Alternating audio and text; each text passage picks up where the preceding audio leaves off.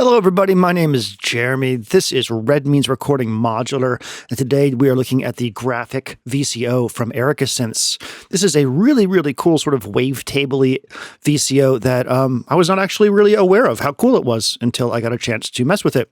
Synths did send this over, and I'm glad, because now I get to know it and show it off to you. There are a bunch of different modes on this. There are actually 4 modes. And we'll be going through all 4 of them and talking about like the effects, how the sub-out works, the scope. We'll just go through over the whole thing, you know. With that said, why don't I hit play and we can get started. Check the chapter markers if you want to know where we're at and jump around. So currently we're in what's called AB wave mode, and we'll get into this a bit more, but basically that means that we have 2 waves and we can switch between them either smoothly or hard cut. Like that. So now we can choose that wave in this part right here. Here's our mode where we change between modes. We're just going to go through the menus real quick. Here's our effects. We'll get back to this. It's super cool. Here's our sub-out. We have a sub-out. Right now it's currently going into the Polaris filter. Out 2 is our sub. Put that back in. There's just our sub. And you can choose where the sub lives in terms of its semitones and also what its wave is. You can choose pretty much every wave that exists within the device or a copy of the A out. We have a scope. Right now it's just showing a sine wave. Snapshot. This is where we load and save basically presets that we create. Manage is where we manage our wavetables and our memory basically. Then settings, where we have all kinds of things like our versioning, our display, which we can change the brightness and contrast of, and we can invert it.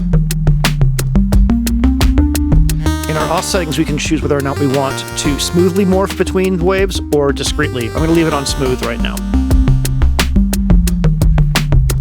I/O, this is for our modulation inputs. When we have modulation coming in, you'll see them here and be able to adjust the ranges and bias. We have a calibrator right here, which is super cool. And then quantizer. Here we can actually set different scales for the incoming CV. So it's just awesome. It has a quantizer built into it. And then memory, where we can manage the user wavetables and snapshots.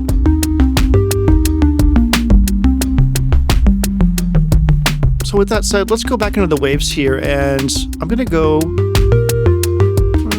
here, and on the left we can load a sine wave. On the right we can go to draw. This is honestly all I thought we could do with this. I thought this was the big function, is that you could just draw your own wavetable.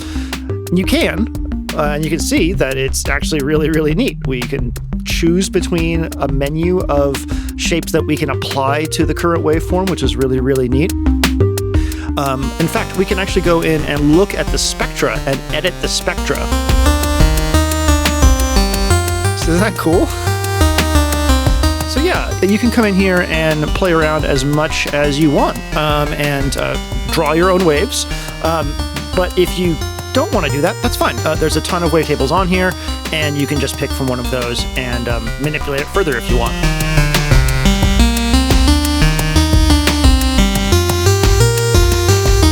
So I'm not going to show you all of the drawing functions, but you know, it's obviously a draw to the device. So I'm going to load over here just something simple. How about a triangle wave?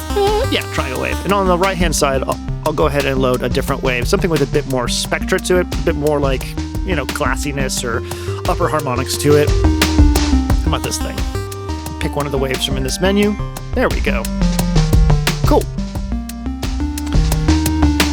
So with that, the morph knob morphs between the A and the B wave. Since I have it set to smooth, it's continuously fading between them. It's actually not morphing, it's fading between them. I'm going to take some gates out of Maestro right here and plug them into the morph input, and you'll hear how it switches back and forth between those waveforms. So you can get some cool rhythmic activity from that.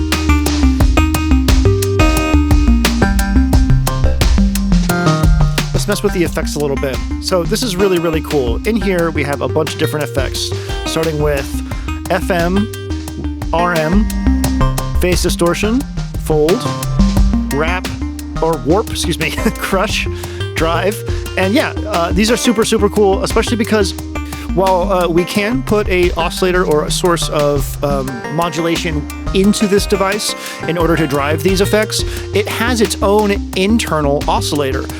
And you can set this oscillator to any number of wave shapes, while, starting with sine and moving through to like square, saw, triangle, and stuff. You can also either set them to like a fixed frequency, or you can sync them to the main oscillator that we're hearing, and then change the ratio, just like you would want to do with FM. So this, it's just, there's a lot of timbre shaping that can happen right here, and it's really, really cool. I found myself really like playing the FM amount to get some really cool like FM sweeps and stuff like that.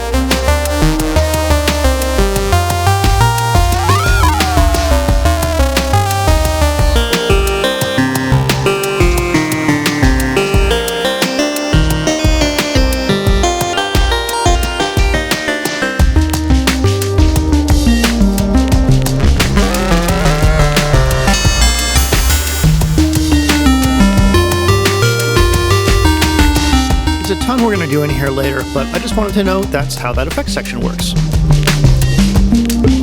We have a effects amount CV in, effects CV, and a morph CV. And once you've plugged something in there, those act as attenuators for the incoming CV signal. So once you have a CV signal put in there, go ahead and turn the knob up and it will increase the amount of modulation to that setting. Pretty clever.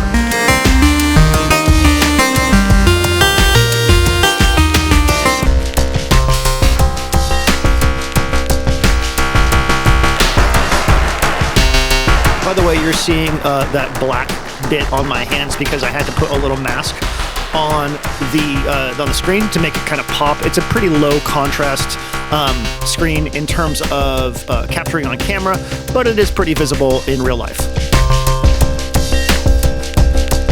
Because the sub can be at the exact same pitch as the main oscillator, I can detune it, and then I can pan these two, and actually we can get like a stereo oscillator.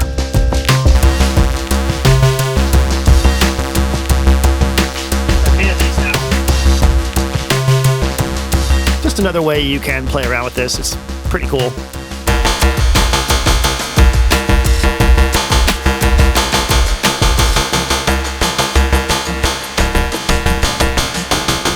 Sub back to where it was before. Yeah.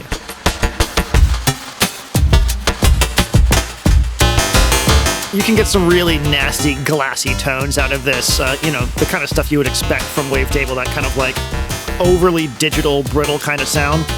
But with the sub out, you can add that kind of underlying body and warmth to it, especially if you run the sub through like a filter.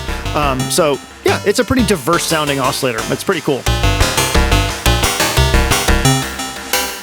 All right, so that wraps up our introduction to the panel and the settings, and also to A/B mode. Next, we're going to switch over on to Wavetable mode, which is going to be fun. Yeah.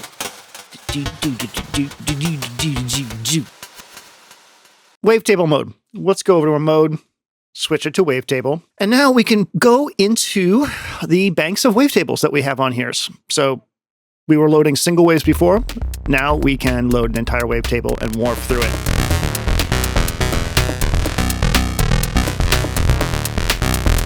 I'd like to point out one cool thing I realized. When you change the tune knob, you'll notice that it actually moves in semitones. Incredibly useful. So useful. I love this to death. This is like why a digital oscillator is great. Or can be great, at least. All right. So we can morph.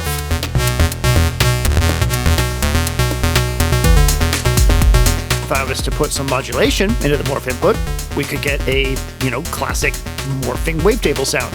So that's what we're gonna do. Let's get this set up with some chain, pluggy, and pluggy.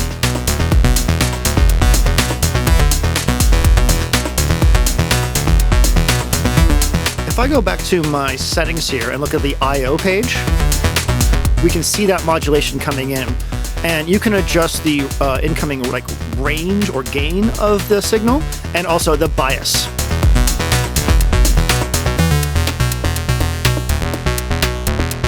And again, these knobs act as attenuverters when you have a signal going into the CV input.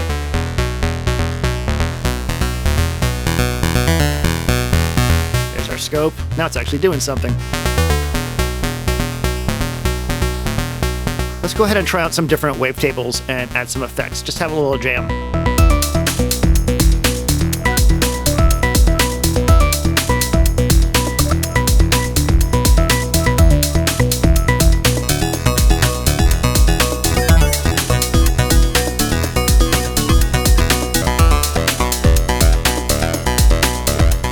Let's drive this acid wavetable using the drive effect.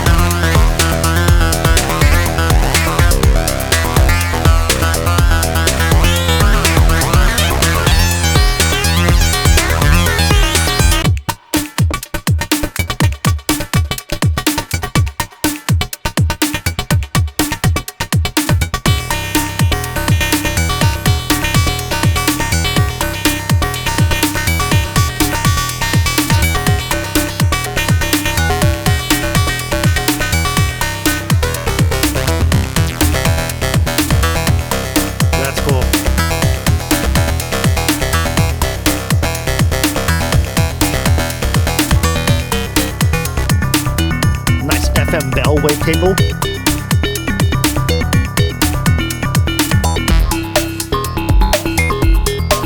That is cool.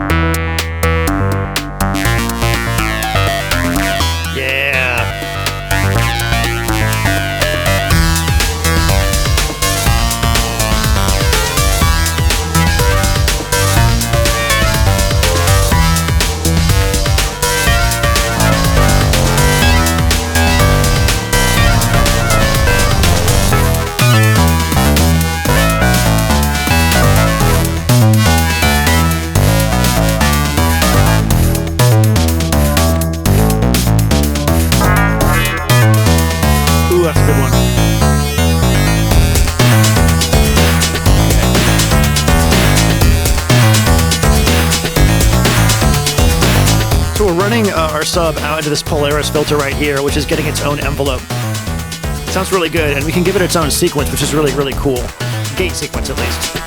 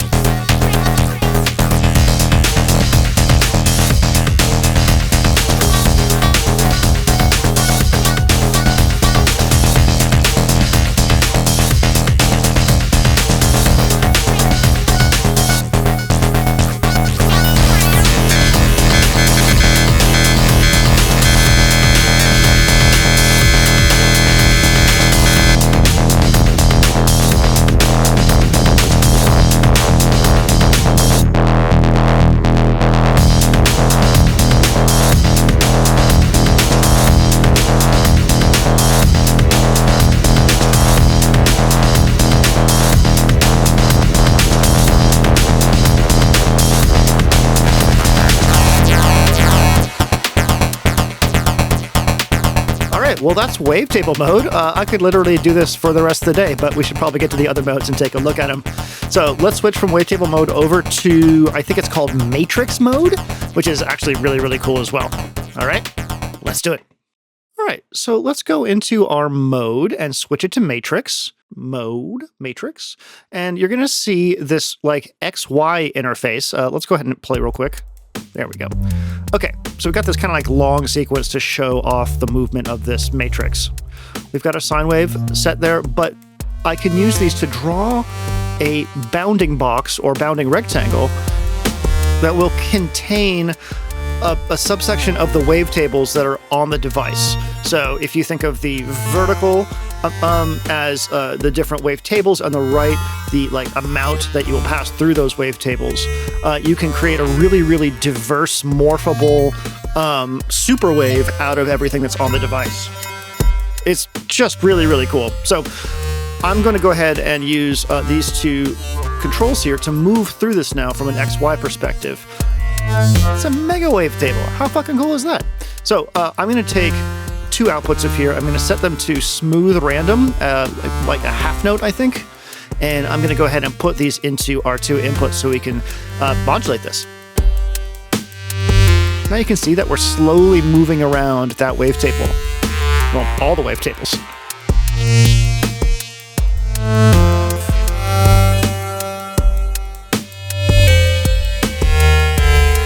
It's a really, really interesting way to move through a huge, diverse collection of waves.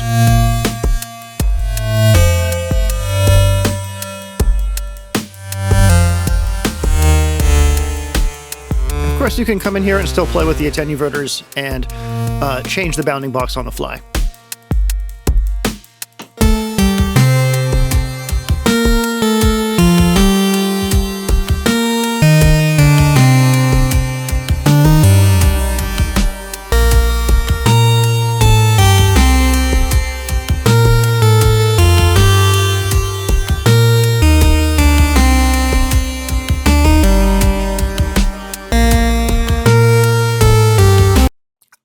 Okay. Oh, okay, cool. Well, my power just flapped on and off, so I'm going to have to reset up this entire patch. Be right back. Okay, well, we're back. I don't know if this is the same tempo or anything, because I didn't save, so save often. So we were experimenting with Matrix mode. We knew that we could draw a bounding box and have it morph through that box through the wavetables. So I want our sub to do its own rhythm because we have a separate sub out that can be any wave. So I'm going to take that sub out, I'm going to put it into its own VCA, an own filter, and I'm going to give it its own set of gates for the envelope driving the VCA and the filter. So now we can have two different rhythms, one for the bass and one for the wavetable on top. So that's what you hear now. That's why the bass sounds different than the wavetable.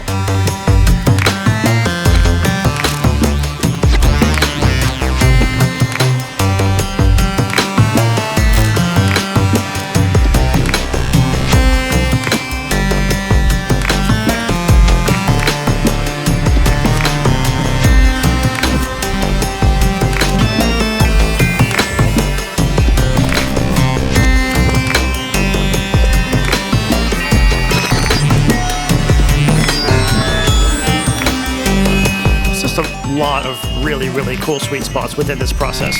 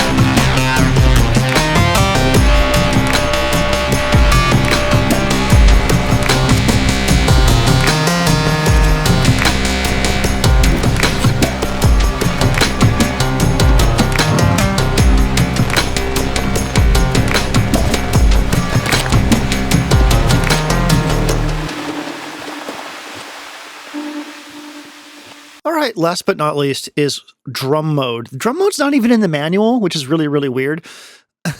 Well, we don't need a VCA for this, which is really, really cool. So let me reset this and then I'll hit play. Okay, so we can choose from all the wavetables we have on here, a single wavetable, and we can morph using the morph control like we normally could. We have a decay here, and that affects both the main out and the sub out. We have an FM, or frequency modulation depth, which is that little clicky pitch there. We can change between super logarithmic and super exponential. And then we can choose the amount of pitch effect we want. So we can make wavetable drums. This sounds wicked. It's super cool.